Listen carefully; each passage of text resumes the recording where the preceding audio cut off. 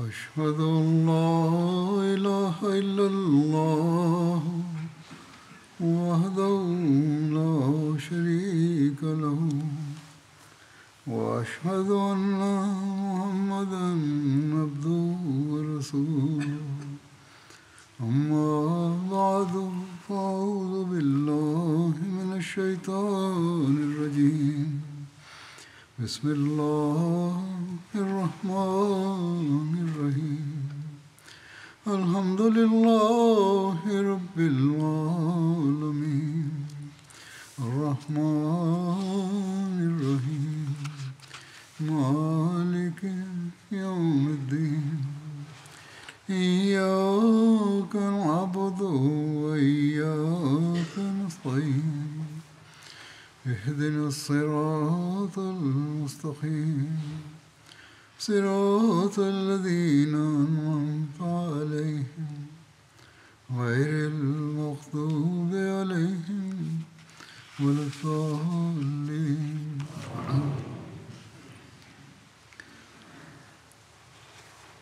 அகல் போரில் ஏற்பட்ட சூழ்நிலைகளை குறித்து ஹஸரத் முஸ்லிம் மவ்ஊத் ரலியல்லாஹு அன்ஹு அவர்களும் எடுத்துக் கூறியுள்ளார்கள் என்று கடந்த குதுபாவில் நான் கூறியிருந்தேன்.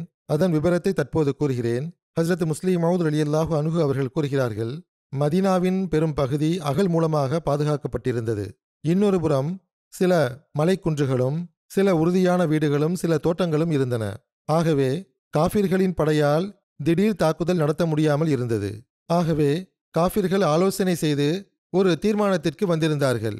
அது என்னவென்றால், மதீனாவில் எஞ்சியிருக்கின்ற யூதர்களின் மூன்றாவது கோத்திரமான பனு குரைதாவை எவ்வகையிலாவது தம்முடன் இணைத்துக் கொள்ள வேண்டும் என்றும் அதன் மூலமாக மதீனா நகரை சென்றடைவதற்கான வழி திறக்கப்பட வேண்டும் என்று முடிவெடுத்தார்கள்.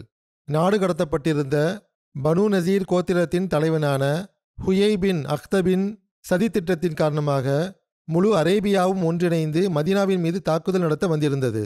ஆகவே ஆலோசனைக்கு பிறகு காஃபிர்களின் படைத்தளபதியான அபு சுஃபியான் அவர்கள் ஹுயை பின் அக்தபிடம் பனு குரைதாவை எவ்வகையிலாவது நம்முடன் இடையச் செய்துவிட வேண்டும் என்று கூறி அவனை அதற்காக நியமித்திருந்தார்கள். ஆகவே ஹுயை பின் அக்தபு யூதர்களின் கோட்டைகளை நோக்கி சென்றான். அவன் பனு குரைதாவுடைய தலைவர்களை சந்திக்க விரும்பினான். ஆரம்பத்தில் பனு குரைதாவுடைய தலைவர்கள் அவனை சந்திக்க மறுத்துவிட்டார்கள்.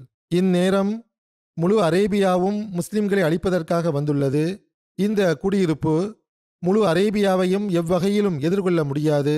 இப்போது முஸ்லிம்களுக்கு எதிராக நிற்கின்ற இந்த படை, இன்னும் கூறுவதென்றால் இது படை கிடையாது, மாறாக ஆக்ரோஷமாக எழுகின்ற கடல் என்று கூற வேண்டும் என்று அவர்களுக்கு ஹுயை பின் அக்தப் புரிய வைத்தான்.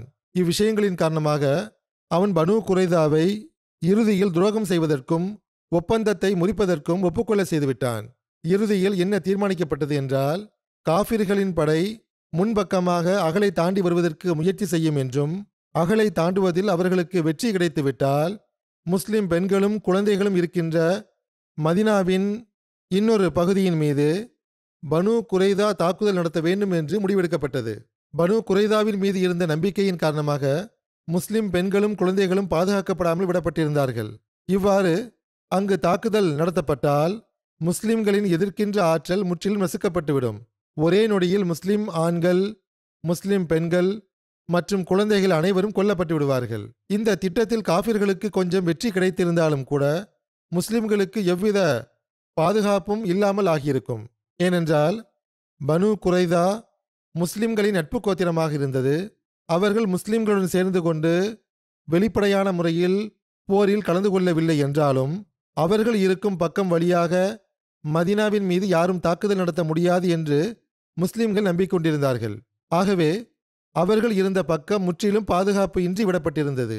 பனு குரைதா காஃபிர்களுடன் சேர்ந்து கொண்ட போது அவர்களும் காஃபிர்களும் இந்த சூழ்நிலையை ஆராய்ந்து பார்த்த பிறகு ஒரு தீர்மானத்திற்கு வந்திருந்தார்கள். அது என்னவென்றால், பனு குரைசா இருக்கின்ற இந்த பக்கத்தை பாதுகாப்பதற்கான ஏற்பாட்டை முஸ்லிம்கள் செய்துவிடக்கூடாது என்பதற்காக பனு குரைதா பகிரங்கமாக காஃபிர்களுக்கு உதவி செய்ய மாட்டார்கள் என்று முடிவு செய்யப்பட்டது. அதாவது அவர்கள் மிகவும் சாதுரியமாக செயல்பட்டார்கள். பனு குரைசா இருக்கும் அந்த பக்கமாக தாக்குதல் நடத்தப்பட சாத்தியமுள்ளது என்று முஸ்லிம்கள் கருதிவிடக்கூடாது என்பதற்காக இவ்வாறு திட்டம் திட்டினார்கள். இஸ்லாமிய படையின் மீது காஃபிர்களின் படை கடுமையாக தாக்குதல் நடத்தி கொண்டிருக்கும்போது பனு குரைசாவின் கோட்டைகள் இருக்கும் பகுதிகளில் முற்றிலும் கண்காணிப்பு இல்லாமல் இருக்கும்போது முஸ்லிம்களை கவனமற்ற நிலையில் வைத்தவாறு பனு குரைசா காஃபிர்களுடன் சேர்ந்து கொண்டது மிகவும் அபாயகரமான திட்டமாக இருந்தது. இந்த விஷயம் பாதுகாப்பற்ற நிலையை சாத்தியப்படுத்துவதுடன் தாக்குதலுக்கான அபாயத்தையும் அதிகரித்து விடுகின்றது. எவ்வாறு இருப்பினும் இவ்வாறான நிலையில் முஸ்லிம்களுக்கு கவலை ஏற்படுவது இயல்பான விஷயமே. அதை நீக்க முயற்சி செய்வதும் அவசியமாக இருந்தது. ஆகவே மதீனாவின் பாதுகாப்பிற்காக 500 நபர்களை கொண்ட படையை நியமிக்க வேண்டும் என்று பெருமானார் ஸல்லல்லாஹு அலைஹி வஸல்லம் அவர்கள் தீர்மானித்தார்கள். இதற்கான விபரத்தை வரலாற்று ஆசிரியர்கள் இவ்வாறு எடுத்துரைக்கிறார்கள். அதாவது, பனு குரைசா உடன்படிக்கையை முறித்து கொண்ட செய்தி முஸ்லிம்கள் வரை வந்தடைந்த போது முஸ்லிம்களின் அச்சம் அதிகரித்து விட்டது. அவர்களுக்கு தம் பெண்களை பற்றியும் பிள்ளைகளை பற்றியும் கவலை தோன்றியது. முஸ்லிம்களின் நிலை எவ்வாறு இருந்தது என்றால், அதை குறித்து அல்லாஹ் இவ்வாறு கூறுகின்றான்: இஸ் ஜாவூக்கும் மின் ஃபௌகிக்கும் ஒமின் அஸ்ஃபல மின்கும் வயிது ஜாகத்தில் அபுசாரு வ பலகத்தில் குலூபுல் ஹனாஜிர வதசுன்னூன பில்லாஹி ஜுனூனா. அதாவது, அவர்கள் உங்களிடம் உங்களுக்கு மேலிருந்தும், அதாவது மலை வழியாகவும், உங்களுக்கு கீழே இருந்தும், அதாவது தரை வழியாகவும் வந்த நேரத்தையும், உங்கள் கண்கள் பதற்றமடைந்த நேரத்தையும், உங்கள் இதயங்கள் உங்கள் தொண்டைகளை அடைத்த நேரத்தையும், நீங்கள் அல்லாஹ்வை குறித்து சந்தேகமான எண்ணங்களை கொண்ட நேரத்தையும் நினைத்து பாருங்கள்.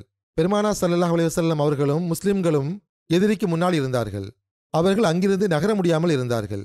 அவர்கள் அகலுடைய பல்வேறு பகுதிகளை மாறி மாறி பாதுகாத்துக் கொண்டிருந்தார்கள். வரலாற்று ஆசிரியர்கள் அகலுடைய 8 இடங்களை பற்றி குறிப்பிட்டு அவை பாதுகாக்கப்பட்டு வந்தது என்று எழுதியிருக்கிறார்கள். இந்த அனைத்திற்கும் கண்காணிப்பாளராக ஹஸ்ரத் ஜுபைர் பின் அவாம் அவர்கள் நியமிக்கப்பட்டிருந்தார்கள்.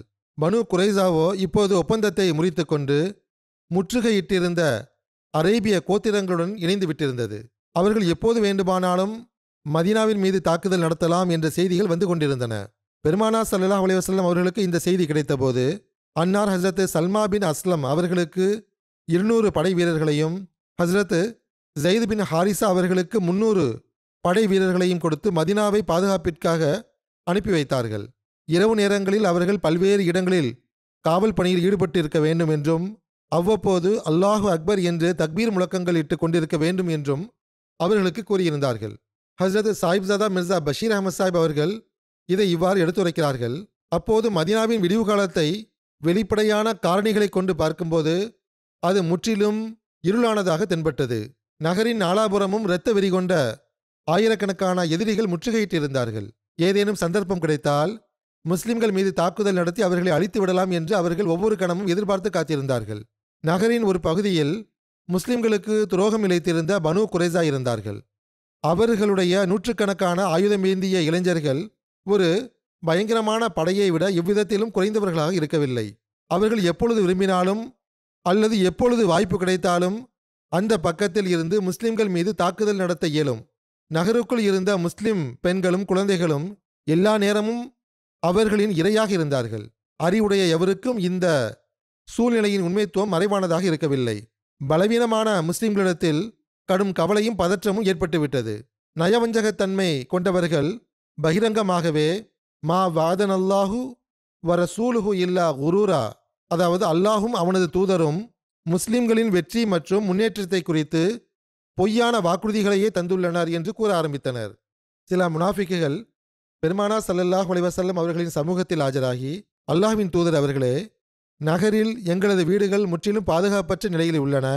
ஆகவே தாங்கள் அனுமதி வழங்கினால் நாங்கள் எங்கள் வீடுகளில் தங்கி அவற்றை பாதுகாப்போம் என்று கூறினர். இதற்கு பதிலளிக்கும் விதமாக அல்லாஹுடைய வஹி இறங்கியது.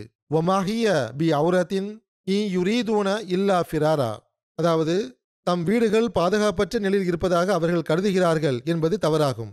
மாறாக விஷயம் என்னவென்றால், அவர்கள் போர்க்களத்தை விட்டு தப்பியோட வழிவகை தேடுகின்றனர். ஆனால் களப்பற்ற முஸ்லிம்களுடைய ஈமானை வெளிப்படுத்துவதற்குரிய நேரமாகவும் இது இருந்தது.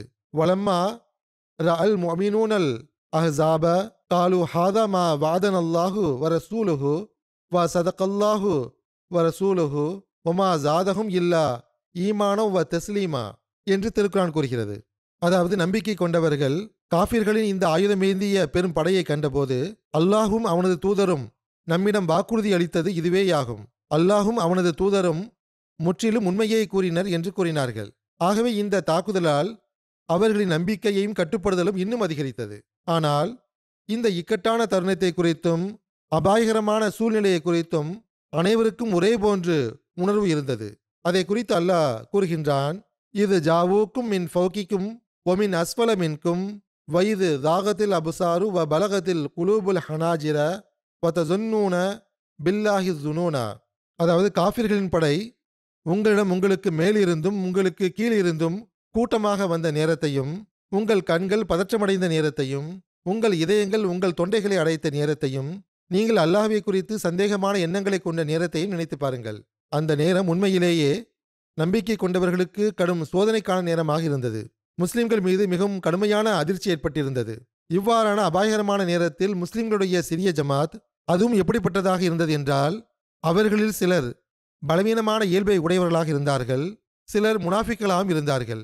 அவர்களால் இந்த பெரும் படையை எவ்வாறு எதிர்கொள்ள முடியும்?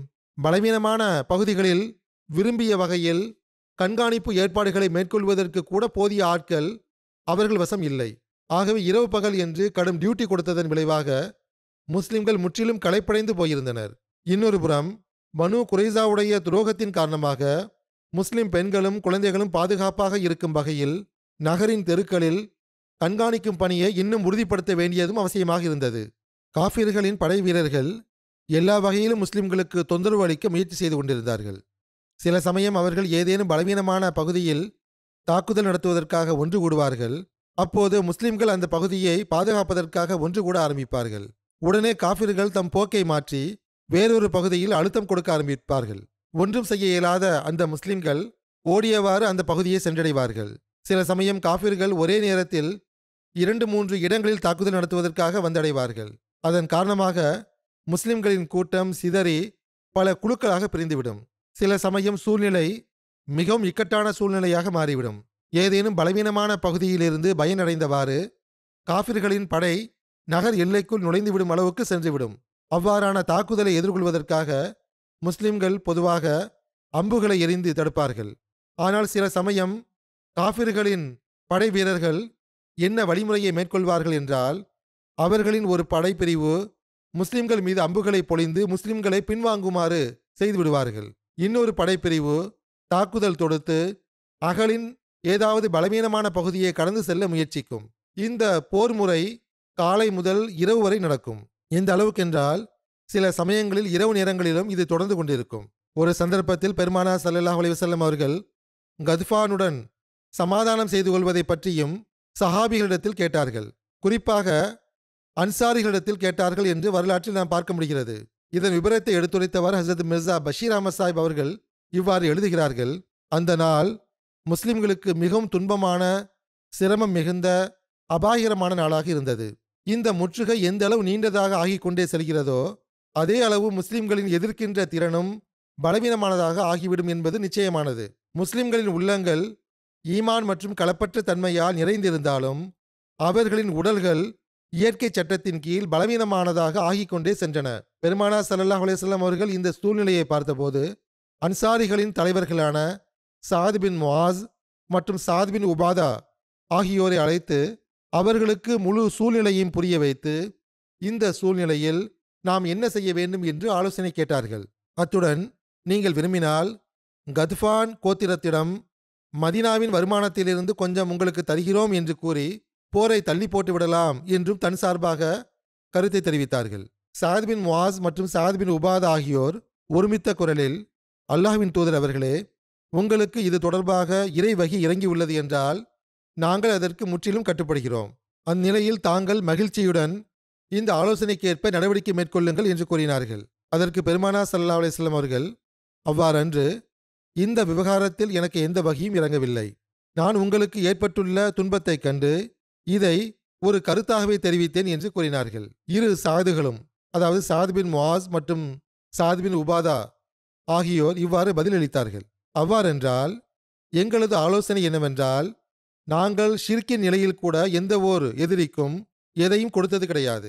அவ்வாறு இருக்கும்போது இப்போது முஸ்லிம்களாக இருக்கும் நிலையில் அவர்களுக்கு ஏன் கொடுக்க வேண்டும்?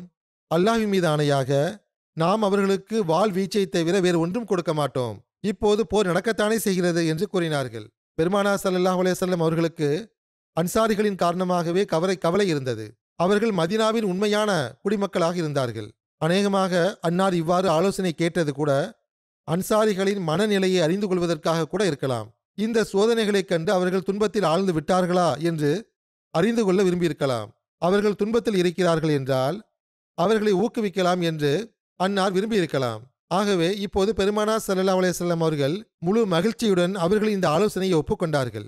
இவ்வாறு போர் மேலும் தொடர்ந்தது. ஏற்கனவே முன்னும் கூறப்பட்டது போன்று அந்த அகழ் ஓர் உறுதியான தடுப்புச் சுவராக பயன்பட்டு வந்த போதிலும் அதன் காரணமாக முஸ்லிம்கள் முழுமையான முறையில் பாதுகாப்பாகவும் அச்சமற்ற நிலையிலும் இருந்தார்கள் என்பது அதன் பொருள் அன்று. ஒருபுறம் முனாஃபிக்குகளும் குறிப்பாக பனு குறைசா போன்ற போர் வீரர்களும் மதீனாவுக்குள் தான் இருந்தார்கள். ஒப்பந்தத்தை முறித்த பிறகு அவர்கள் ஒரு பயங்கரமான எதிரியை போன்று முன்னால் இருந்தார்கள். இன்னொரு புறம் அகழ் தோண்டப்பட்டிருந்த போதிலும் அதில் சில இடங்கள் எவ்வாறு இருந்தனவென்றால் அதன் வழியாக எதிரியின் தாக்குதலுக்கான அபாயம் இருந்தது. அந்த பகுதிகளில் எதிரி அகலை கடந்து உள்ளே வரக்கூடிய சாத்தியங்கள் இருந்தன. கவலைக்காலாக்கும் இந்த சூழ்நிலையில் ஆங்காங்கே தொடர்ச்சியாக கண்காணிக்கும் பணி மேற்கொள்ளப்பட்டு வந்தது. அந்த கண்காணிப்பு பணியில் பெருமானார் ஸல்லல்லாஹு அலைஹி வஸல்லம் அவர்களும் இருந்தார்கள். அன்னார் கண்காணித்தும் வந்தார்கள். அதே நேரத்தில் சஹாபிகளுக்கு ஊக்கமளித்தும் வந்தார்கள். இந்த அனைத்து நடவடிக்கைகளும் பகல் பொழுதிலும் நடந்தன, இரவிலும் தொடர்ந்தன. மதீனாவின் அந்த இரவுகள் கடும் குளிரான இரவுகளாக இருந்தன. இதை தவிர பசியின் கஷ்டங்களும் இருந்தன. ஹஸ்ரத் ஆயிஷா அவர்கள் அறிவிக்கிறார்கள், பெருமானார் ஸல்லல்லாஹு அலைஹி வஸல்லம் அவர்கள் காவல் பணிக்காக அகலுடைய விளிம்பு வரை செல்வார்கள். அன்னாருக்கு குளிர் துன்பத்தை கொடுக்கும்போது என்னிடத்தில் வருகை தருவார்கள். அன்னாருடைய உடல் சூடானதும் மீண்டும் அகலை நோக்கி புறப்பட்டு விடுவார்கள். எதிரிகள் இந்தந்த பக்கமாக வர முடியும் என்று எனக்கு அச்சமாக உள்ளது என்று கூறிக்கொண்டிருப்பார்கள். ஹஜ்ரத் ஆயிஷா அவர்கள் அறிவிக்கிறார்கள், ஒரு நாள் பெருமானார் ஸல்லல்லாஹு அலைஹி வஸல்லம் அவர்கள் இவ்வாறு ஓய்வெடுத்துக் கொண்டிருந்தார்கள்.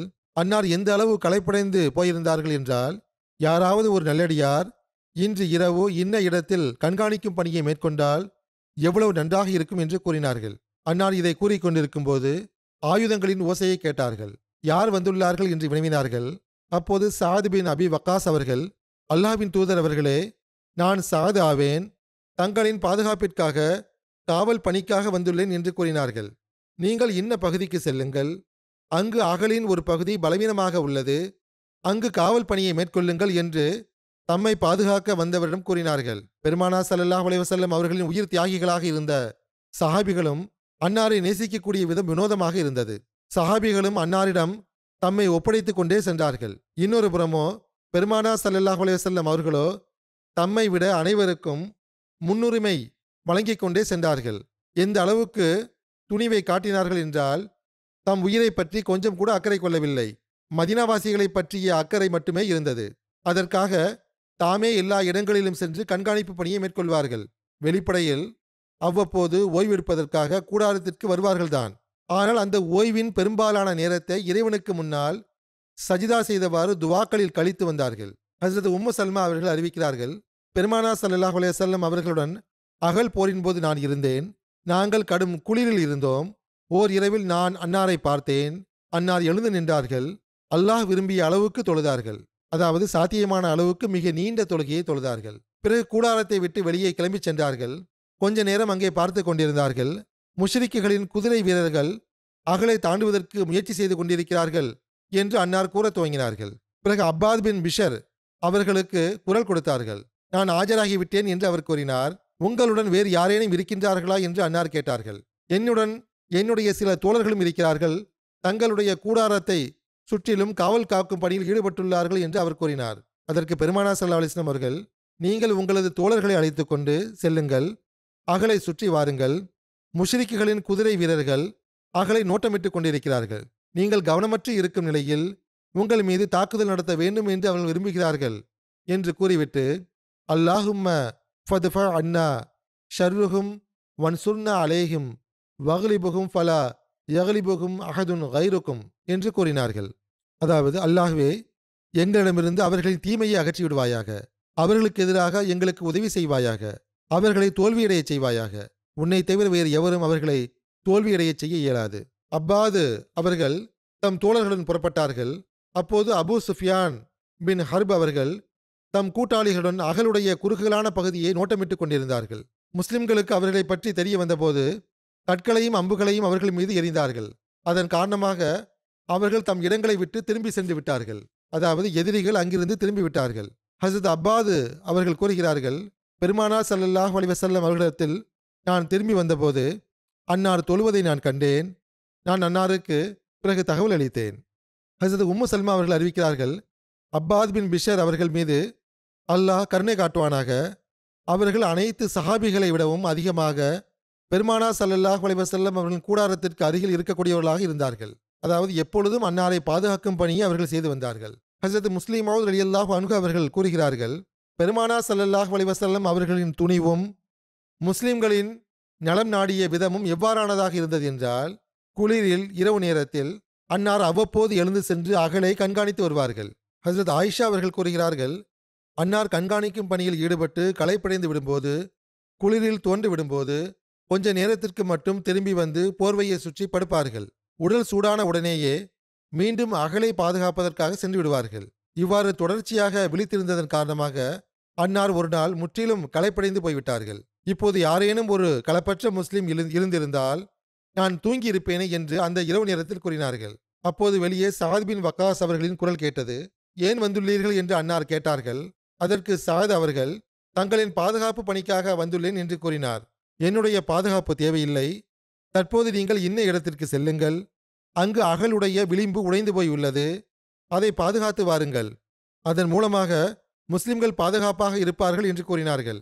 ஆகவே சாத் அவர்கள் அந்த இடத்திற்கு காவல் பணிக்காக சென்று விட்டார்கள். எனவே பெருமானார் ஸல்லல்லாஹு அலைஹி வஸல்லம் அவர்கள் உறங்கிவிட்டார்கள். ஓரிடத்தில் இதை பற்றி இவ்வாறு எழுதப்பட்டுள்ளது, பெருமானார் ஸல்லல்லாஹு அலைஹி வஸல்லம் அவர்கள் ஆரம்ப காலத்தில் மதீனா சென்றடைந்திருந்த காலகட்டத்தில் அபாயம் அதிகரித்திருந்தது. அப்போதும் சாத் அவர்கள் காவல் பணிக்காக வருகை தருவார்கள். பெருமானார் ஸல்லல்லாஹு அலைஹி வஸல்லம் அவர்கள் அந்நாட்களில் ஒரு நாளில் சில மக்களுடைய ஆயுதங்களின் ஓசையை கேட்டபோது யார் என்று வினவினார்கள். அப்போது அப்பாத் பின் பஷீர் அவர்கள், அல்லாஹ்வின் தூதர் அவர்களே, நான் தான் வந்துள்ளேன் என்று கூறினார்கள். ஹஜ்ரத் முஸ்லிம் மவ்ஊத் ரலியல்லாஹு அன்ஹு அவர்கள் அப்பாத் பின் பஷீர் என்று எழுதியிருக்கிறார்கள். ஹஜ்ரத் முஸ்லிம் மவ்ஊத் ரலியல்லாஹு அன்ஹு அவர்கள் இவ்வாறு கூறியதன் காரணமாக அன்வாருல் உலூம் உடைய தொகுதி 20 அப்பாத் பின் பஷீர் என்ற பெயர்தான் எழுதப்பட்டுள்ளது. இது எழுதும்போது நிகழ்ந்த தவறாக தெரிகிறது. அன்வாருல் உலூமில் உள்ள அந்த சொற்றொடர் சீரத்துல் ஹல்பியாவிலிருந்து எடுக்கப்பட்டுள்ளது. சீரத்துல் ஹல்பியாவில் அவர்களின் பெயர் அப்பாத் பின் பிஷர் என்று எழுதப்பட்டுள்ளது. இந்த விளக்கத்தை இங்கு நான் ஏன் கொடுக்கிறேன் என்றால், சில மக்கள் பிறகு எனக்கு எழுத ஆரம்பித்து விடுகிறார்கள். இந்த இடத்தில் இவ்வாறு எழுதப்பட்டுள்ளது, ஆனால் தாங்கள் இவ்வாறு கூறினீர்கள், அசல் விஷயம் என்ன என்று எழுதுகிறார்கள். ஆகவே எவ்வாறு இருப்பினும் அப்பாத் பின் பிஷர் என்பது அசல் பெயராகும். ஒருவேளை அந்த பெயர் தவறாக எழுதப்பட்டிருக்கலாம், எழுதும்போது ஏற்பட்ட தவறாக இருக்கலாம், அல்லது ஹஜ்ரத் முஸ்லிம் மவ்ஊத் ரலியல்லாஹு அன்ஹு அவர்கள் தவறாக அந்த பெயரை கூறியிருக்கலாம். எவ்வாறு இருப்பினும் ஹஜ்ரத் முஸ்லிம் மவ்ஊத் ரலியல்லாஹு அன்ஹு அவர்கள் தொடர்ந்து கூறுகிறார்கள், நான் தான் வந்துள்ளேன் என்று அப்பாத் பின் பஷீர் அவர்கள் கூறினார்கள்.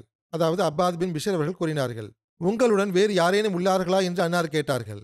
அதற்கு அப்பாத் அவர்கள், சஹாபிகளின் ஒரு கூட்டம் என்னுடன் உள்ளது, அவர்கள் தங்கள் கூடாரத்தை காவல் காப்பதற்காக வந்துள்ளார்கள் என்று கூறினார்கள். அதற்கு பெருமானார் ஸல்லல்லாஹு அலைஹி வஸல்லம் அவர்கள், தற்போது முஷ்ரிக்குகள் அகலை தாண்டுவதற்கு முயற்சி செய்து கொண்டிருக்கிறார்கள், அங்கு செல்லுங்கள், அவர்களை எதிர்கொள்ளுங்கள், என் கூடாரத்தை பிறகு பார்த்துக் கொள்ளலாம் என்று கூறினார்கள். இந்த போரின் போது ஹஜ்ரத் சஃபியா அவர்களின் வீரச் செயல் குறித்த சம்பவமும் காண கிடைக்கிறது. அதை பற்றிய விவரத்தில் இவ்வாறு எழுதப்பட்டுள்ளது, பெருமானார் ஸல்லல்லாஹு அலைஹி வஸல்லம் அவர்களின் பரிசுத்த மனைவிகளும் அன்னாருடைய மாமி சஃபியா பின்த் அப்துல் முத்தலிப் அவர்களும் பிற பெண்களுடன் ஒரு கோட்டைக்குள் இருந்தார்கள். அது ஃபாரி என்று அழைக்கப்படுகிறது. அதாவது பெருமானார் ஸல்லல்லாஹு அலைஹி வஸல்லம் அவர்களின் மனைவிகளும் அன்னாரின் மாமியும் அன்னாருடைய உறவினர்களும் அன்னாருடைய வீட்டு பெண்களும் அந்த கோட்டையில் இருந்தார்கள். அதற்கு கண்காணிப்பாளராக ஹஸ்ஸான் பின் சாபித் அவர்கள் இருந்தார்கள். பனு குரைசா உடன்படிக்கையை முறித்து கொண்டதாக அறிவித்த போது அங்குள்ள யூதர்களும் ஏதேனும் வகையில் முஸ்லிம்களுக்கு பாதிப்பை ஏற்படுத்த முயற்சி செய்து கொண்டிருந்தார்கள். பெருமானார் ஸல்லல்லாஹு அலைஹி வஸல்லம் அவர்களின் மாமி ஹஜ்ரத் சஃபியா அவர்கள் கூறுகிறார்கள், ஒருமுறை யூதர்கள் 10 பேர் வந்தார்கள். அவர்கள் எங்களுடைய கோட்டைக்கு அருகில் சுற்றி கொண்டிருந்தார்கள். எப்படி இந்த கோட்டைக்குள் நுழைவது என்று சந்தர்ப்பத்தை தேடிக்கொண்டிருந்தார்கள். அப்போது ஒரு யூதன் கோட்டையின் மதில் சுவருக்கு மிக அருகில் வந்துவிட்டான். நான் அவனை பார்த்து கொண்டிருந்தேன். நான் ஹஸ்ஸானிடம், ஹஸ்ஸானே, அங்கு சென்று அந்த யூதனை எதிர்கொள்ளுங்கள் என்று கூறியபோது, அப்துல் முத்தலிபின் மகளே, அல்லாஹ்வின் மீது ஆணையாக நான் அவ்வாறான நபர் கிடையாது என்று உங்களுக்கு தெரியும். என்னிடத்தில் தைரியம் இருந்திருக்கும் என்றால் நான் பெருமானார் ஸல்லல்லாஹு அலைஹி வஸல்லம் அவர்களுடன் சென்றிருப்பேனே என்று கூறினார். ஹஸ்ஸான் இவ்வாறு கூறியபோது, நான் அங்கிருந்து ஒரு மரக்கம்பை எடுத்துக்கொண்டு கோட்டையில் இருந்து இறங்கினேன். சுற்றி கொண்டிருந்த அவனுடைய தலையில் அந்த கம்பை கொண்டு எந்த அளவு வேகமாக அடித்தேன் என்றால் அவன் தலையை உடைத்து விட்டேன். அவன் அங்கேயே விழுந்து விட்டான். நான் திரும்பி வந்து ஹஸ்ஸானிடம், இப்போது கீழே இறங்கிச் சென்று அவனுடைய பொருட்களை எடுத்து வாருங்கள் என்று கூறினேன். அதாவது, அவனிடம் எதுவெல்லாம் உள்ளதோ அதை போர் செல்வமாக நீங்கள் வைத்துக் கொள்ளுங்கள் என்று கூறினேன். அதற்கு ஹஸ்ஸான், அப்துல் முத்தலிபின் மகளே, எனக்கு அவனுடைய பொருள்களின் தேவை கிடையாது என்று அவர் கூறினார். அப்படி என்றால் அவனுடைய தலையை வெட்டி யூதர்கள் மீது எறிந்து விடுங்கள். அதன் காரணமாக அவர்கள் பயந்து விட வேண்டும். மீண்டும் இந்த திசையை நோக்கி அவர்கள் வரக்கூடாது என்று நான் கூறினேன். அதற்கு ஹஸ்ரத் ஹஸ்ஸான், என்னிடத்தில் இந்த அளவு தைரியம் இல்லை என்று கூறிவிட்டார். ஆகவே ஹஸ்ரத் சஃபியா அவர்கள் அவனுடைய தலையை வெட்டி யூதர்களின் பக்கமாக எறிந்து விட்டார்கள். அதாவது ஹஸ்ரத் சஃபியா அவர்கள் தாமே சென்று அவனுடைய தலையை வெட்டி மதிலுக்கு அப்பால் எறிந்து விட்டார்கள். அதை கண்டு யூதர்கள் அச்சமடைந்து விட்டார்கள். முகமது ஸல்லல்லாஹு அலைஹி வஸல்லம் அவர்கள் தம் பெண்களை தனியாக விட மாட்டார்கள் என்று எங்களுக்கு தெரியும். நிச்சயமாக பெண்களுடன் பாதுகாவலர்கள் இருக்கிறார்கள் என்று கூறிவிட்டு அவர்கள் அங்கிருந்து ஓடிவிட்டார்கள். பெருமானார் ஸல்லல்லாஹு அலைஹி வஸல்லம் அவர்களுக்கு இந்த செய்தி கிடைத்தபோது, போர் செல்வத்தில் ஆண்களுக்காக எந்த அளவு நிர்ணயித்து வைத்திருந்தார்களோ அதே அளவு ஹசரத் சஃபியா அவர்களுக்காகவும் கொடுத்தார்கள். சீரத் காத்தமுன் நபியினில் ஹசரத் மிர்சா பஷீர் அஹ்மத் சாப் அவர்கள் இதை பற்றி குறிப்பிட்டவாறு இவ்வாறு எழுதுகிறார்கள். நகருக்குள் இருந்த பெண்கள் மற்றும் குழந்தைகளின் நிலை எவ்வாறானதாக இருந்ததென்றால், பெருமானார் ஸல்லல்லாஹு அலைஹி வஸல்லம் அவர்கள் அவர்களை பொதுவாக நகரின் ஒரு குறிப்பிட்ட இடத்தில் வைத்திருந்தார்கள்.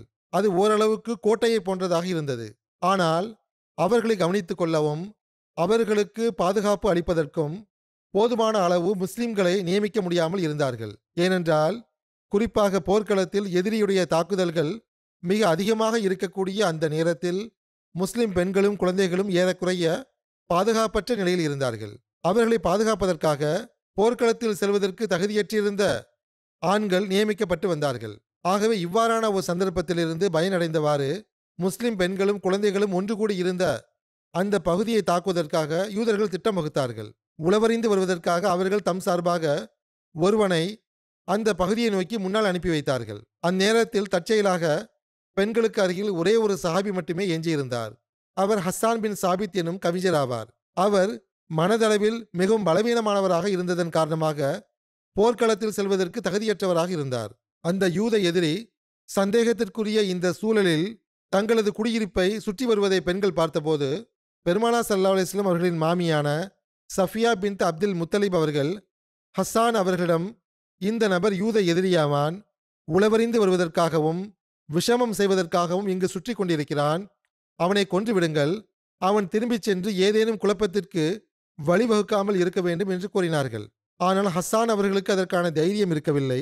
ஆகவே ஹஸரத் சஃபியா அவர்கள் தாமே முன்னே சென்று அந்த யூதனை எதிர்கொண்டார்கள். அவனை அடித்து வீழ்த்தினார்கள். பிறகு ஹஸரத் சஃபியா அவர்களின் ஆலோசனையின் அடிப்படையிலேயே அந்த யூத உளவாளியின் தலை வெட்டப்பட்டு யூதர்கள் ஒன்று கூடியிருந்த அந்த பகுதியை நோக்கி எறியப்பட்டது. அதன் காரணமாக யூதர்களுக்கு முஸ்லிம் பெண்கள் மீது தாக்குதல் நடத்துவதற்கு தைரியம் ஏற்பட்டுவிடக்கூடாது என்பதற்காகவும், முஸ்லிம் பெண்களின் பாதுகாப்பிற்காக அந்த இடத்தில் போதுமான முஸ்லிம் ஆண்கள் இருக்கிறார்கள் என்று அவர்கள் புரிந்து கொள்ள வேண்டும் என்பதற்காகவும் அவ்வாறு செய்யப்பட்டது. ஆகவே அந்த திட்டம் பலித்தது. அந்த சந்தர்ப்பத்தில் யூதர்கள் அச்சமடைந்து திரும்பிச் சென்று விட்டார்கள். ஹஸரத் முஸ்லிமோர் ரலியல்லாஹு அன்ஹு அவர்களும் இந்த சம்பவத்தை எடுத்துரைத்தவாறு இவ்வாறு கூறுகிறார்கள். ஏதேனும் சந்தர்ப்பம் கிடைத்தால் முஸ்லிம்களுக்கு சந்தேகமில்லாத வகையில் மதீனாவுக்குள் நுழைந்து பெண்களையும் குழந்தைகளையும் கொண்டு விடலாம் என்று பனு குரைஸா எதிர்பார்த்து காத்திருந்தார்கள். ஆகவே பெண்களும் குழந்தைகளும் தனியாக இருக்கிறார்களா அல்லது போதுமான அளவு படை வீரர்கள் அவர்களின் பாதுகாப்பிற்காக நியமிக்கப்பட்டுள்ளார்களா என்று அறிந்து வருவதற்காக ஒரு நாள் பனு குரைஸா ஓர் உளவாளியை அனுப்பி வைத்தது. எதிரியிடம் இருந்து அதிக ஆபத்துக்கான அச்சம் இருந்ததனால் பெருமானார் ஸல்லல்லாஹு அலைஹி வஸல்லம் அவர்களின் குடும்பத்தினர் ஒரு குறிப்பிட்ட பகுதியில் வைக்கப்பட்டிருந்தார்கள். அதற்கு அருகில் அந்த உளவாளி சுற்றி கொண்டிருந்தான். முஸ்லிம் படை வீரர்கள் அக்கம் பக்கத்தில் மறைந்திருக்கிறார்களா என்று நாலாபுரமும் பார்த்து கொண்டிருந்தான். அவன் அந்த தேடலில் இருந்தபோது பெருமானார் ஸல்லல்லாஹு அலைஹி வஸல்லம் அவர்களின் மாமியான ஹஸ்ரத் சஃபியா அவர்கள் அவனை பார்த்து விட்டார்கள். தற்செயலாக அந்நேரத்தில் அங்கு ஒரே ஒரு முஸ்லிம் ஆண் மட்டுமே இருந்தார். அவரும் நோயாளியாக இருந்தார். அவரிடம், இந்த நபர் வெகு நேரமாக பெண்கள் பகுதியில் சுற்றி கொண்டிருக்கிறான், அவன் இங்கிருந்து செல்வதாக தெரியவில்லை, நாலாபுரம் நோட்டமிட்டு கொண்டிருக்கின்றான், ஆகவே நிச்சயமாக இவன் உளவாளியாக தெரிகிறான். எதிரி முழு சூழ்நிலையும் அறிந்து கொண்டு இங்கு தாக்குதல் நடத்த வருவதற்கு முன்பு நீங்கள் அவனை எதிர்கொள்ளுங்கள் என்று அவர்கள் கூறினார்கள். அந்த நோய்வாய்ப்பட்ட சஹாபி அவ்வாறு செய்ய மறுத்துவிட்டார். அப்போது ஹசரத் சஃபியா அவர்கள் ஒரு பெரிய மூங்கில் கம்பை எடுத்துக்கொண்டு அந்த நபரை எதிர்கொண்டார்கள். மற்ற பெண்களின் உதவியுடன் அவனை கொல்வதில் வெற்றி பெற்று விட்டார்கள். இறுதியில் ஆராய்ந்து பார்த்தபோது அவன் யூதன் என்று தெரிய வந்தது. பனு குரைசாவுடைய உளவாளியாக இருந்தான். இதனால் முஸ்லிம்கள் இன்னும் அதிகமாக பயந்து போனார்கள். மதீனாவின் இப்பகுதியும் பாதுகாப்பற்ற நிலையில் இருப்பதாக முஸ்லிம்கள் கருதினார்கள். ஆனால் முன்பக்கமோ எதிரியின் தாக்குதல் எந்த அளவு ஆக்ரோஷமாக இருந்தது என்றால், முஸ்லிம்கள் பெண்கள் இருந்த இந்த பகுதியை பாதுகாப்பதற்கு எவ்வித ஏற்பாடும் செய்ய முடியாமல் இருந்தார்கள். ஆனால் அவ்வாறு இருந்தும் பெருமானார் ஸல்லல்லாஹு அலைஹி வஸல்லம் அவர்கள் பெண்களின் பாதுகாப்புக்கு முன்னுரிமை வழங்கியவாறு 1200 படை வீரர்களில் இருந்து 500 படை வீரர்களை பெண்களின் பாதுகாப்பிற்காக நகருக்குள் நியமித்தார்கள். இப்போது அகலுடைய பாதுகாப்பிற்காகவும் 18,000 20,000 எண்ணிக்கையில் இருந்த எதிரியை எதிர்கொள்வதற்காகவும் 700 படை வீரர்கள் மட்டுமே எஞ்சியிருந்தார்கள். ஹஸ்ரத் அலி அவர்கள் அம்ரு பின் அப்தே உத் ஆமிரி என்பவனை கொன்ற சம்பவம் காண கிடைக்கிறது. அதனுடைய விபரம் என்னவென்றால், காஃபிர்களின் படை மதினாவை முற்றுகையிட்டிருந்த நேரத்தில் அனைவரும் இணைந்து தாக்குதல் நடத்த வேண்டும் என்று காஃபிர்களின் தலைவர்கள் பேசி முடிவெடுத்தார்கள். ஆகவே அவர்கள் குறுகலான அகல் பகுதியை தேட ஆரம்பித்தார்கள். அந்த குறுகலான பகுதி வழியாக தம் குதிரை வீரர்களை பெருமானார் ஸல்லல்லாஹு அலைஹி வஸல்லம் அவர்கள் இருக்கும் இடம் மற்றும் அன்னாருடைய சஹாபிகள் வரை சென்றடைய வைக்க விரும்பினார்கள். இறுதியில் காஃபிர்கள் அவ்வாறான ஒரு குறுகிய இடத்தை கண்டறிந்தார்கள். முஸ்லிம்கள் அதை பற்றி அறியாதவர்களாக இருந்தார்கள். இக்ரிமா பின் அபு ஜஹில், நௌஃபல் பின் அப்துல்லா, ஜிரார் பின் ஹத்தாப், ஹுபைரா பின் அபு வஹப் மற்றும் அம்ரு பின் அப்தே உத் ஆகியோர் அந்த வழியாக அகலை தாண்டி சென்று விட்டார்கள். அம்ரு பின் அப்தே உத் எப்படிப்பட்ட வீரனாக இருந்தான் என்றால், அரபு நாட்டில் 1000 வீரர்களுக்கு சமமானவனாக கருதப்பட்டான். இவன் பத்ரு போரில் காயமடைந்திருந்தான். அந்த காயங்களின் காரணமாகவே உஹுது போரில் அவனால் கலந்து கொள்ள முடியாமல் போய்விட்டது. முஹம்மது ஸல்லல்லாஹு அலைஹி வஸல்லம் அவர்களை நஊது பில்லா கொலை செய்யாதவரை தாம் ஓயப்போவதில்லை என்று அவன் சபதம் எடுத்திருந்தான். அவன் மிகவும் ஆணவமான தொனியில் சொர்க்கத்தை நாடக்கூடியவர்களே என்று குரல் கொடுத்தான். அதாவது அவன் அகலை தாண்டி சென்று இவ்வாறு உரத்த குரலில் முழக்கமிட்டவாறு முஸ்லிம்களுக்கு சவால் விடுத்தான். சொர்க்கத்தை விரும்பக்கூடியவர்களே, இங்கே வாருங்கள், நான் உங்களை சொர்க்கத்திற்கு அனுப்பி வைக்கிறேன், அல்லது நீங்கள் என்னை நரகத்திற்கு அனுப்பி வையுங்கள் என்று கூறினான். அவனுக்கு எதிராக யாரும் நிற்காத போது ஹஸ்ரத் அலி அவர்கள் எழ விரும்பினார்கள். ஆனால் பெருமானார் ஸல்லல்லாஹு அலைஹி வஸல்லம் அவர்கள் ஹஸ்ரத் அலி அவர்களிடம் முன்னால் நிற்பது அம்ரு பின் அப்தே உத் என்று கூறி அவர்களை அமரச் செய்து விட்டார்கள். ஆனால் அவன் 2ஆம் முறையோ அல்லது 3ஆம் முறையோ குரல் கொடுத்த போது ஹஸ்ரத் அலி அவர்கள் எழுந்து நின்றார்கள். அப்போது பெருமானார் ஸல்லல்லாஹு அலைஹி வஸல்லம் அவர்கள் ஹஸ்ரத் அலி அவர்களை தடுக்கவில்லை. அன்னார் தம்முடைய தலைப்பாகையை ஹஸ்ரத் அலி அவர்களின் தலையில் வைத்தார்கள். மேலும் தம்முடைய வாளை கொடுத்தார்கள். துவா செய்தவாறு அவர்களை சண்டைக்கு அனுப்பி வைத்தார்கள். ஹஸ்ரத் அலி அவர்கள் முன்னேறி சென்று அம்ரை பார்த்து, குறைஷியர்களில் எவராவது உம்மிடம் 2 விஷயங்களை எடுத்து வைத்தால் அவற்றில் ஒன்றை நிச்சயமாக நீர் ஏற்றுக்கொள்வதாக உறுதி கொண்டிருப்பதாக நான் கேள்விப்பட்டேன் என்று கூறினார்கள். அதற்கு அம்ரு, ஆம், உண்மைதான் என்று கூறினான். அப்படி என்றால் நான் உம்மிடம் கூறப்போகின்ற முதல் விஷயம், முஸ்லிமாகிவிடு, பெருமானார் ஸல்லல்லாஹு அலைஹி வஸல்லம் அவர்களை ஏற்றுக்கொண்டு இறை அருள்களுக்கு வாரிசாகிவிடு என்று ஹஸ்ரத் அலி அவர்கள் கூறினார்கள். இது நடக்காது என்று அம்ரு கூறினான். இந்த விஷயத்தை ஒப்புக்கொள்ளவில்லை என்றால் பிறகு என்னுடன் சண்டையிடுவதற்கு தயாராகிவிடு என்று ஹஸ்ரத் அலி அவர்கள் கூறினார்கள். அதை கேட்டு அம்ரு சிரிக்க ஆரம்பித்தான். என்னிடம் ஒருவர் இந்த சொற்களை கூறுவார் என்று நான் நினைத்து கூட பார்க்கவில்லை என்று கூறிவிட்டு ஹஸ்ரத் அலி அவர்களின் பெயரை குறித்தும் பரம்பரையை குறித்தும் கேட்டான். ஹஸ்ரத் அலி அவர்கள் பதிலளித்த பிறகு, தந்தை என் நண்பராக இருந்தார், ஆகவே நீ சென்றுவிடு, யாரேனும் ஒரு பெரிய ஆளை அனுப்பிவை என்று கூறினான். ஹஸ்ரத் அலி அவர்களை பார்த்து, சகோதரரின் மகனே, நீ எப்போது குழந்தையாக இருக்கிறாய், நான் உன் இரத்தத்தை சிந்த வைக்க விரும்பவில்லை, உங்களில் பெரிய நபரை நீ அனுப்பிவை என்று கூறினான். அதற்கு ஹஸ்ரத் அலி அவர்கள், நீ எனது இரத்தத்தை சிந்த வைக்க விரும்பவில்லை என்றால் பரவாயில்லை, ஆனால் உமது இரத்தத்தை சிந்த வைப்பதில் எனக்கு எந்த தயக்கமும் கிடையாது என்று கூறினார்கள். இதை கேட்ட அம்ரு ஆவேசத்தில் குருடனாகி தம் குதிரையிலிருந்து கீழே குதித்தான். குதிரையுடைய கால்களை வெட்டி அதை கீழே வீழ்த்தினான். குதிரையை கொன்ற பிறகு அவன் சண்டைக்கு வந்தான். அவன் நெருப்பு ஜுவாலையைப் போன்று, பித்தம் பிடித்தவனைப் போன்று ஹஸ்ரத் அலி அவர்களை நோக்கி முன்னேறினான். எந்த அளவு வேகமாக ஹஸ்ரத் அலி அவர்கள் மீது வாளை வீசினான் என்றால், ஹஸ்ரத் அலி அவர்களின் கேடயத்தை உடைத்தவாறு அவர்களின் நெற்றியில் அது பட்டது. ஹஸ்ரத் அலி அவர்களுக்கு அது ஓரளவுக்கு காயத்தையும் ஏற்படுத்தியது. ஆனால் ஹசரத் அலி அவர்களோ அத்துடனே அல்லாஹ் அக்பர் என்று முழக்கமிட்டவாறு வாளை கொண்டு அவனை எவ்வாறு தாக்கினார்கள் என்றால் அந்த எதிரி தன்னை காப்பாற்றிக் கொள்ள முடியாமல் போய்விட்டது. ஹசரத் அலி அவர்களின் வாள் அவனுடைய புஜத்தை வெட்டியவாறு கீழே வரை சென்று விட்டது. அம்ரு துடிதுடித்தவாறு உயிரைவிட்டான். சில அறிவிப்புகளில் 2 விஷயங்களுக்கு பதிலாக 3இல் ஒரு விஷயத்தை கண்டிப்பாக ஏற்றுக்கொள்வாய் என்று ஹசரத் அலி அவர்கள் கேட்டதாக வருகிறது.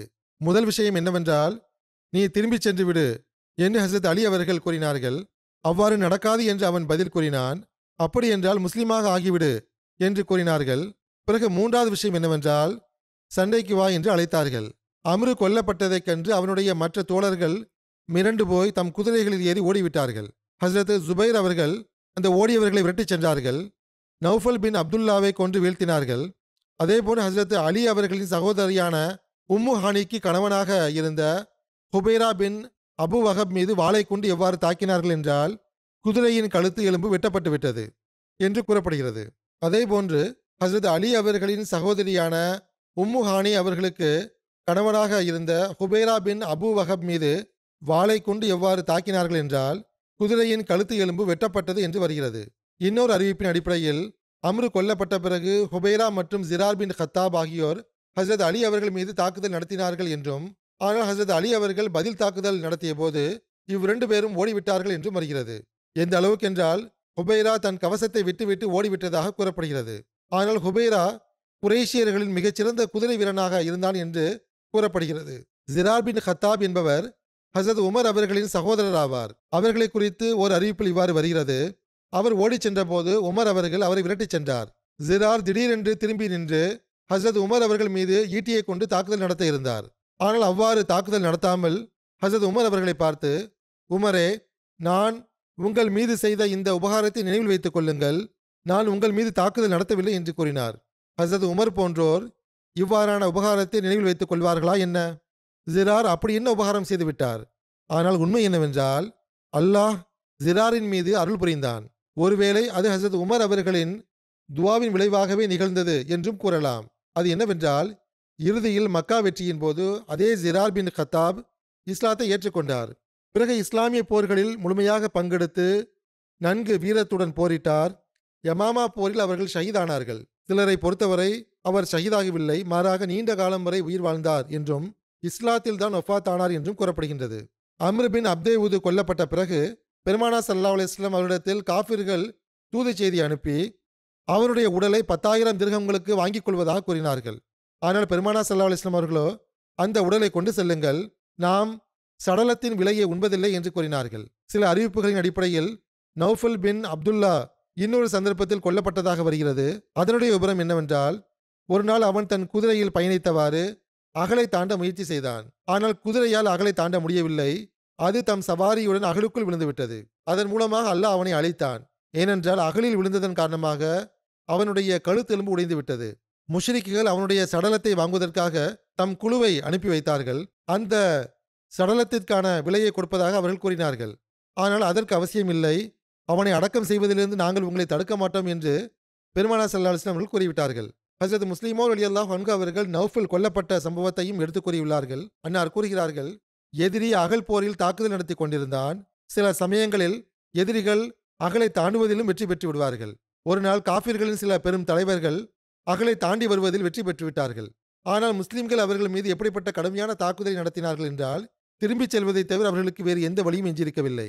ஆகவே அந்நேரத்தில் அந்த காஃபிர்கள் அகலை தாண்டும் போது காஃபிர்களின் மிகப்பெரிய தலைவனான நௌஃபல் என்பவன் கொல்லப்பட்டு விட்டான். அவன் எந்த அளவு பெரிய தலைவனாக இருந்தான் என்றால், அவனுடைய உடல் அவமதிக்கப்பட்டு விட்டால் முழு அரேபியாவிலும் நாம் முகம் காட்ட முடியாமல் போய்விடுவோம் என்று காஃபிர்கள் கருதினார்கள்.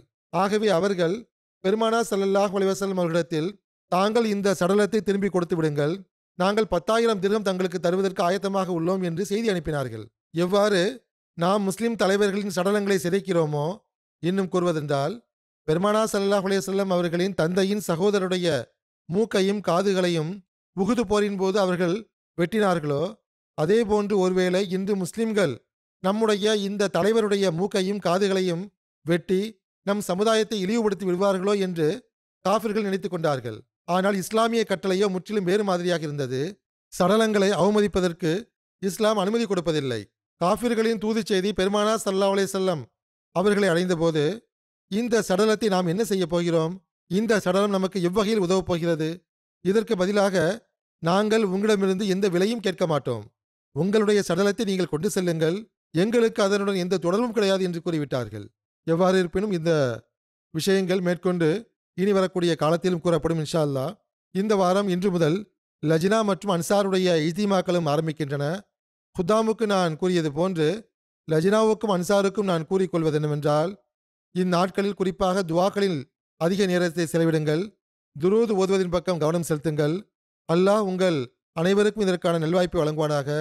இஜ்திமாவின் நோக்கத்தை முழுமையாக்குவதற்கு முயற்சி செய்யுங்கள். அதுவன்றி கேளிக்கை நிகழ்ச்சிகளிலும் பேச்சுக்களிலும் நேரத்தை கழிக்காதீர்கள். அல்லாஹ் எல்லா வகையிலும் இதை அருளுக்குரியதாக ஆக்குவானாக.